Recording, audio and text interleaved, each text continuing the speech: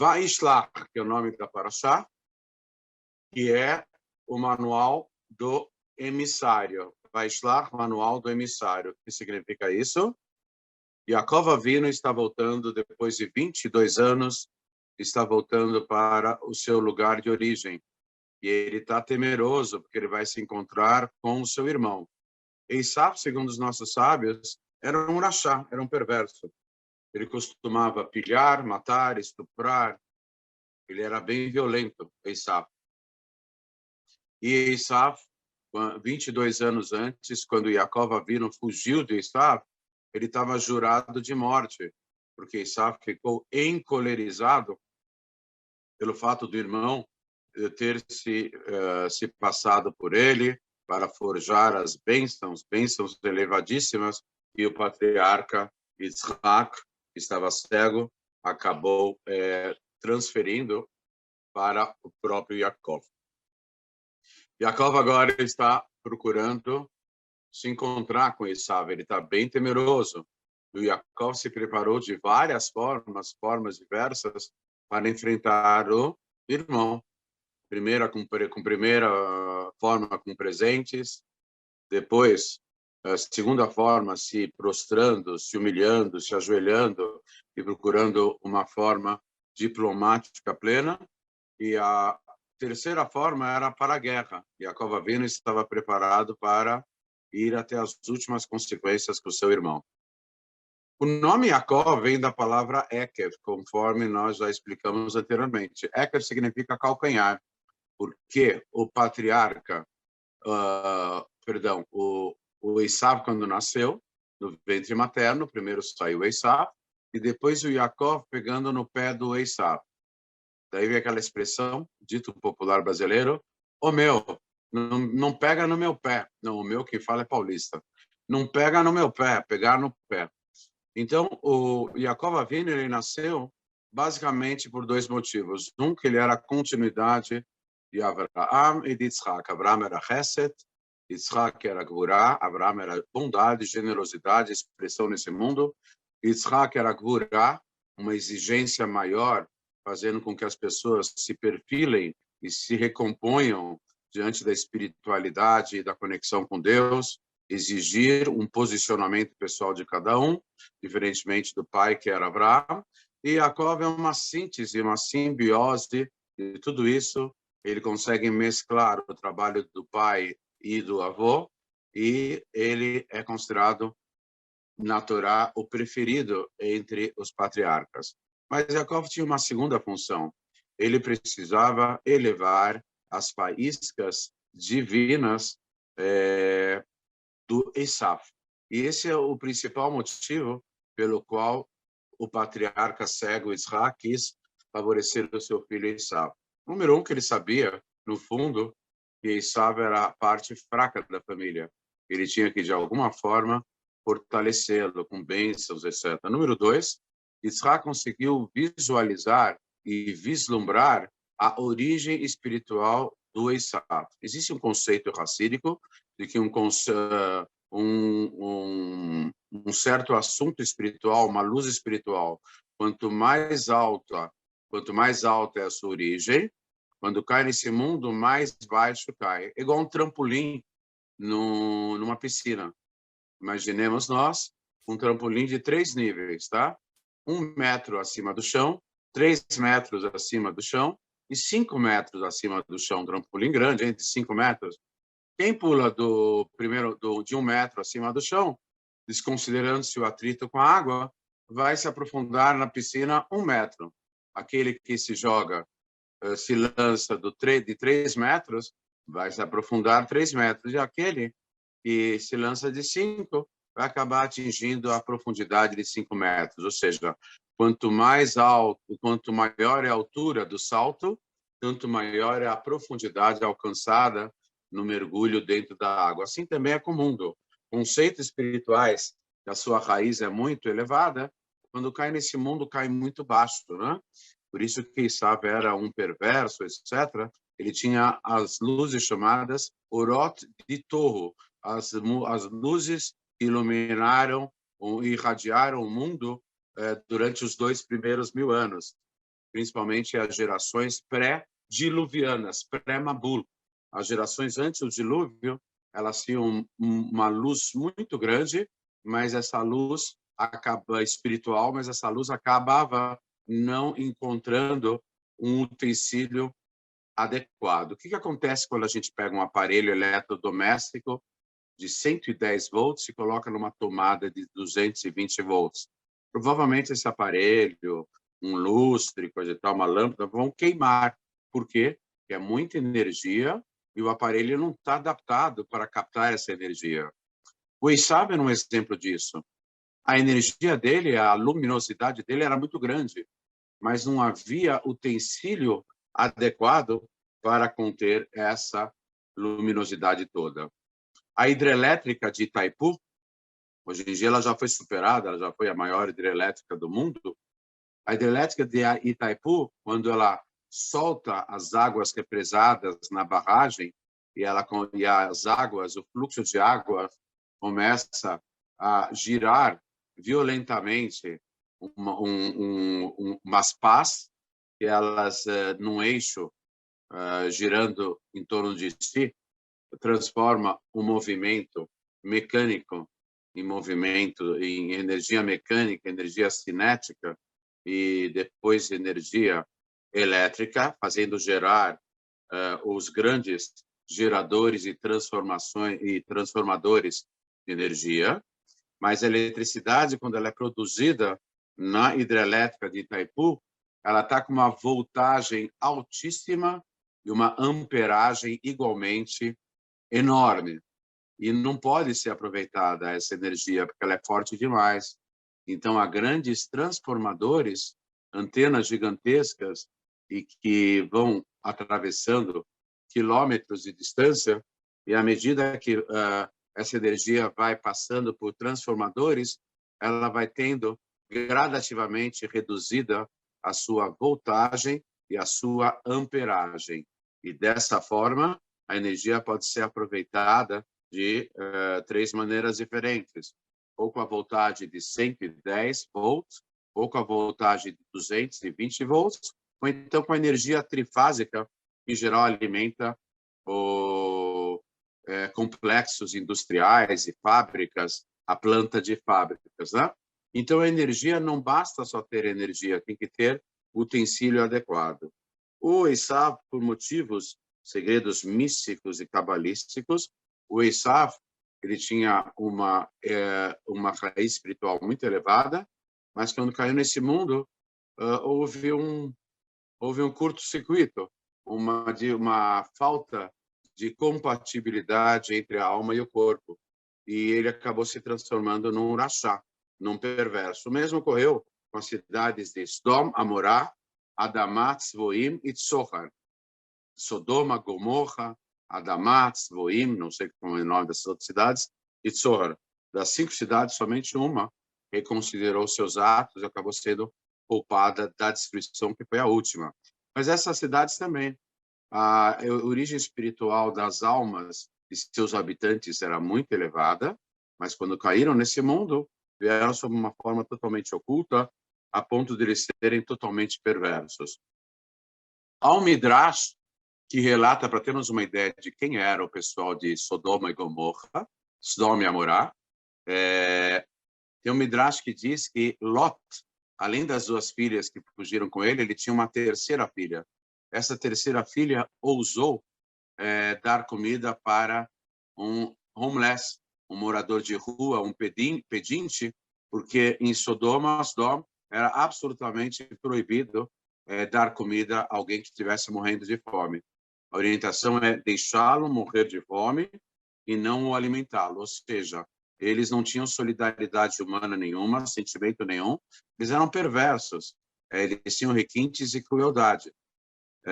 E a filha do Lot, que se apiedou do pedinte, que no meio da noite estava morrendo de fome, ela deu comida a ele, então ela foi julgada, sentenciada e condenada à morte. Colocaram essa filha do Lot em cima de um telhado, tiraram as roupas, as vestes dela, a embeberam totalmente mel e ela atraiu milhares de abelhas africanas e aferrando, ela acabou morrendo de tanta picadas e abelha. Essa era uma filha do Ló que morreu. Então, na verdade, nós vemos que havia requintes de crueldade. Tem outro Midrash que fala que na cidade de Sodom eles tinham uns costumes meio estranhos. Quando viam uma pessoa muito alta, eles ofereciam para estadia, para hospedar essa pessoa, eles ofereciam uma cama bem pequena. Ah, mas ele era alto, então como que ele se encaixava na cama? Então amputavam os pés da pessoa e assim ela podia deitar na cama, porque ficava na mesma estatura do tamanho da cama. Ou seja, malucos, né? Ou quando viam uma pessoa bem baixa, uma pessoa bem baixinha, eles traziam uma cama enorme. Então esticavam essa pessoa até desmembrá-la, até ela morrer nas torturas, para ela ficar com o tamanho da cama, que era bem maior. Umas coisas estranhas. Uma vez o Eliezer, o servo de Abraão, passou por Sodom, e ele já sabia do esquema das camas. Aí ofereceram uma cama para ele, ele falou, não. Desde que a minha mãe faleceu, eu jurei a mim mesmo dormir no chão. Assim ele se safou das camas. Aí tinha um costume estranho em Sodom, que quem jogava uma pedra na cabeça do outro, o outro podia sangrar, então o ferido tinha que pagar uma indenização para o agressor, porque afinal era um tratamento médico da antiguidade sangria, e já que o agressor, jogando uma pedra na cabeça do outro, ele fez o outro sangrar, então o outro lhe devia favor, porque era um método médico salutar de fazer sangria. Então o Eliezer estava passando na cidade de Sodom, e aí veio um sujeito e jogou uma pedra na cabeça dele e começou a sangrar. Aí o sujeito falou, você tem que me pagar, porque eu tirei sangue de você. Eu falei, eu não vou pagar nada, você me agrediu, você que tem que me pagar. Aí os dois foram para o juiz. Aí o juiz falou, realmente, falou para o Eliezer, você tem que pagar para essa outra parte, que ele te fez um grande favor de tirar sangue de você. Aí o Eliezer esperou o juiz estar distraído, aí ele jogou uma pedra na cabeça do juiz e começou a sangrar. Aí o Eliezer olhou para o juiz e falou, olha, é o seguinte, em vez de pagar para mim, paga direto para ele, paga direto para o outro. O Eliezer foi bem espertinho. Mas por que eu estou contando tudo isso? Porque essas cidades chegaram num nível de crueldade que chegaram porque eles tinham muita luz, mas houve um choque de compatibilidade entre a luz e o recipiente. É exemplo de uma tomada de 220 que queima um aparelho de 110 que não é apropriado para captar aquela voltagem ou aquela amperagem. Então, há um curto-circuito, há uma queima, há um excesso de energia. Isso que ocorria tanto com o Esav como os moradores de Sodom. Uma pequena curiosidade, que após a revelação do Mashiach, existe um conceito que essas cidades de Sodom e Amorá, Sodoma e Gomorra, vão voltar a existir, mas não com o comportamento original, elas vão voltar a existir com outro comportamento, que é uma retificação por aquilo que fizeram no passado. É um conceito que existe à volta dessas cidades. E Yaakov Avinu, ele mandou emissários. Está escrito a palavra mensageiro em hebraico é malach. Mas malach não é só mensageiro, é a mesma palavra para descrever uma criatura angelical, o anjo. O anjo também é chamado de malach. Então, há uma ideia de que o Yaakov Avinu, que tinha contato com anjos, ele mandou com que anjos fossem ter com o Esav. O Esav tinha um exército de 400 homens, soldados de elite, armados até os dentes, que estavam prontíssimos para a guerra. E o Yaakov estava bem preocupado. Existe um Midrash que Yaakov mandou 400 anjos vestidos de soldados, e que esses 400 anjos deram uma surra total nos outros 400 soldados, que eram soldados do pequeno exército do Esav.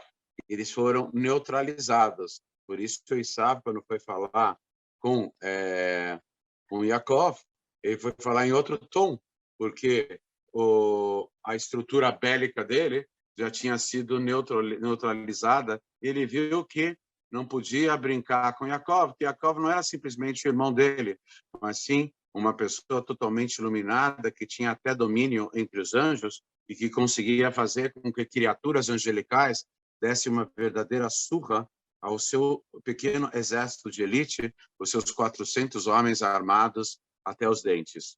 O Yaakov, como objetivo, ele tem de pegar no pé do Esaú. Significa o quê? Elevar as faíscas de santidade do Esaú. Por isso que ele manda mensageiros. E qual a ideia de mensageiros? Esaú, ele representa tudo o que tem de mal nesse mundo, mas que a origem espiritual é muito elevada. Então, quando nós enfrentamos dificuldades na vida, grandes desafios, grandes percalços, isso significa que nós temos uma missão sagrada. Isso é um princípio básico do judaísmo. Tudo que é difícil, tudo que é importante, vem com dificuldade, porque se não fosse difícil, não seria tão importante assim. Então, por que isso? Por que isso? Porque os anjos, as criaturas angelicais, o anjo do mal, Satã, o promotor público lá em cima, ele tem acesso à nossa ficha confidencial. Ele sabe o que é importante para a gente. Então, a nossa missão é aquilo que nós temos que realizar de mais importante. Já que o anjo do mal tem que preservar o equilíbrio de forças para que haja o livre-arbítrio, o poder de escolha entre o bem e o mal, então, já que uma coisa é muito importante, ele coloca milhões de pedrinhas nessa missão para dificultar o acesso à finalidade maior. Por isso, os nossos sábios dão 2 dicas de qual é a nossa missão no mundo. Vamos prestar atenção. São 2 dicas importantes. Qual é a missão de todo e qualquer ser humano no mundo? Qual é a missão do ser humano no mundo? Número 1, em se tratando do povo de Israel, o cumprir, o praticar a observância das 613 mitzvot, 613 preceitos bíblicos. Em se tratando das nações do mundo, Sheva mitzvot bnei Noach, as 7 leis universais e suas ramificações que foram transmitidas pelos descendentes de Noé e que estão importantíssimas para salvaguardarem o equilíbrio e a ordem dos grupos sociais, a ordem geral das nações, dos povos, a harmonia entre as nações e os povos se sintonizando com Deus. Essa é a missão geral. Missão geral são os preceitos bíblicos, tanto para o povo de Israel como para todas as nações. Aquilo que Deus pede para nós fazermos no texto bíblico e como inspiração maior, a própria Torá. Mas cada um tem uma missão particular. A missão particular de cada um difere de uma pessoa para outra. As pessoas, em geral, não têm a mesma missão. Cada um tem uma missão diferente. É uma missão exclusiva. É uma missão particular. Então, vem os nossos sábios e nos esclarecem qual é a missão particular de cada pessoa nesse mundo. E eles mesmos respondem, é aquilo que a pessoa encontra a maior dificuldade em realizar. Aquilo que a pessoa encontra realmente é difícil fazer, é exatamente lá que se encontra a sua missão maior. Por quê? Mais uma vez, repetindo o conceito, porque o anjo do mal tem acesso à nossa ficha confidencial, ao nosso pendrive, ao nosso arquivo, ele sabe exatamente o que é importante para a nossa alma. Para manter o equilíbrio de forças e o livre-arbítrio, então ele coloca 1 milhão de pedrinhas para dificultar a nossa missão maior, já que a nossa missão maior é a finalidade maior pela qual nós viemos ao mundo. Então fica aqui a dica, aquilo que encontramos maior dificuldade, é lá que se encontra a nossa sagrada missão como finalidade maior da nossa alma. O Yaakov enviou emissários para lidar com Esaú. Em cada geração, quem é o Yaakov? É o fundador do povo de Israel. Ele é o maior tzadik daquela geração. E cada geração tem um tzadik maior. O líder da nossa geração, o Rebbe de Lubavitch, há 60 anos atrás, começou a enviar para o mundo inteiro emissários. E o que os emissários procuravam fazer? Fomentar o judaísmo. entre comunidades judaicas totalmente quebradas, totalmente assimiladas, onde perderam a tradição, o estudo da Torá, a prática das mitzvot, comunidades que estavam entrando em colapso. A maior parte das comunidades judaicas do mundo estava entrando em colapso. Aí vem o Yaakov da nossa geração, que é o líder maior, que é o Rebbe de Lubavitch, candidato chapa única a se revelar como Mashiach. Por um lado, ele é candidato, por outro lado, ele é chapa única, não tem outro, é ele mesmo. E ele disse que o Mashiach é o líder dessa geração e que já está revelado e que está fazendo um trabalho primoroso de preparar o mundo para a redenção. E ele está fazendo uma guerra divina. A guerra divina não se faz com armas convencionais. A guerra divina se faz com armas espirituais, divulgando, disseminando a ideia de um único Deus, de forma que as pessoas comecem a se comportar diferentemente, em sintonia com os desígnios, com os ditames e com as orientações do divino expressas no texto bíblico, na Torá, de uma forma geral. E por isso, essa porção chamada de Vaishlach, e enviou, que é o nome da nossa porção, não coincidentemente, ela cai sempre no mês de Kislev, que é o mês de Hanukkah, mas também que é o mês do Rosh Hashanah Hassídico, do Ano Novo da Hassidut, que é Yutet Kislev, 19 de Kislev, quando o primeiro Rebbe de Lubavitch, ele foi libertado da prisão em São Petersburgo. A gente fala só Petersburgo, depois mudou o nome para Stalingrado, ou Leningrado, depois voltou a ser Petersburgo, e Leningrado, depois Stalingrado, acho que é a mesma cidade, se não me engano. E, no final, o primeiro Rebbe foi liberto, e tal qual a gente já falou aqui de represa, tais quais águas represadas, que quando são abertas as barragens, aquele volume gigantesco de água vem com a pressão total. Assim, o primeiro Rebbe de Lubavitch, que foi represado durante 53 anos, uma curiosidade, 53 anos, desculpe, 53 dias, e uma curiosidade, que em cada dia ele revisou um capítulo da primeira parte do Tânia, que depois foi impressa, etc., e serve de guia diário para todos os Hassidim no mundo inteiro, como o scan, a tomografia computadorizada, a densitometria, quer dizer, uma chapa radiográfica da nossa alma por meio dos conceitos elevadíssimos que se encontram no Tânia. O primeiro Rebbe lançou as diretrizes do movimento racídico, que vai culminar justamente com a revelação do Mashiach. Quem é esse tal do Mashiach? Ele é o último soberano do povo de Israel. Ele é o rei de Israel. E qual é o conceito de rei? Vamos deixar aqui bem claro que o conceito de rei, há mais de um conceito. Há o conceito certo e o conceito errado. Há o conceito judaico e o conceito que não tem muito a ver com o judaísmo.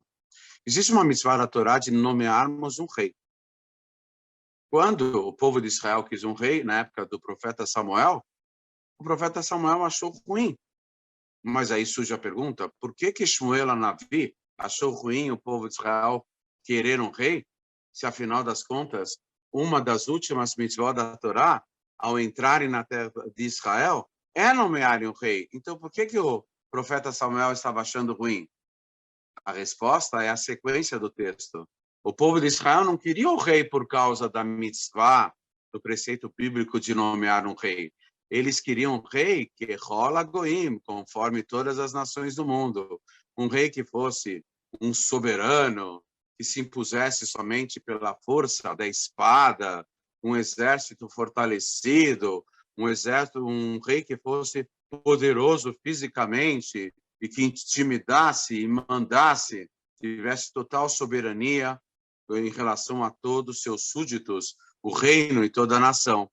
Mas essa não é a visão do judaísmo. Esse é o aspecto mais simples, mais direto de um rei de Israel. Mas o rei de Israel tem que ser uma pessoa totalmente humilde. O rei de Israel, existia uma mitzvah original de todo indivíduo judeu ter um rolo da Torá próprio, um Sefer Torá. E o rei de Israel tinha 2 rolos da Torá, um grande e um pequeno que ele carregava numa bolsa acoplada à sua cintura, o cinturão do rei de Israel não tinha uma enorme espada, uma bainha, que uma vez desembanhada iria ferir mortalmente alguém. Essa não era a figura do rei judaico. O rei judaico, no lugar de ter uma espada na cintura, ele tinha um pequeno rolo da Torá dentro de uma bolsa. E tudo aquilo que estava escrito na Torá tinha que o rei ser um exemplo vivo e uma fonte de inspiração para que todos pudessem vivenciar o judaísmo mais autêntico, original, e praticar todos os ditames e orientações da Torá. Ou seja, o rei tinha que ser uma pessoa muito humilde e anulada perante Deus. Ele é um emissário de Deus. Por que um emissário é uma pessoa humilde? Quando Eliezer se apresentou para procurar uma esposa para o filho de seu amo, como que Eliezer se apresentou? A Evet Abraham Anochi, o servo de Abraão sou eu. Ele não falou o nome dele. Eu sou Eliezer, muito prazer. Que nada.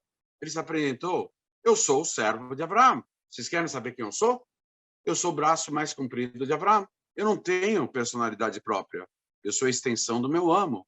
Eu procuro servi-lo dia e noite, com abnegação total. O maior elogio que Deus encontrou para o mais elevado de todos os seres humanos, Moshe, ele, logo no começo do livro de Josué, Hashem se revela para Yoshua e fala: eu quero que você continue o trabalho de Moshe Avdi, Moshe, meu servo. O maior elogio que o Criador dos céus e a terra encontrou para definir Moshe é que ele era um servo de Deus. Um servo, em geral, as pessoas ficam incomodadas com esse conceito, servo. É uma pessoa rebaixada. Um escravo, uma pessoa que não tem liberdade própria, ela é obrigada a servir outra pessoa. Realmente, servo de um ser humano é algo degradante, mas servo de Deus, servo de infinito, é o contrário. É um conceito totalmente diferente, é um elogio.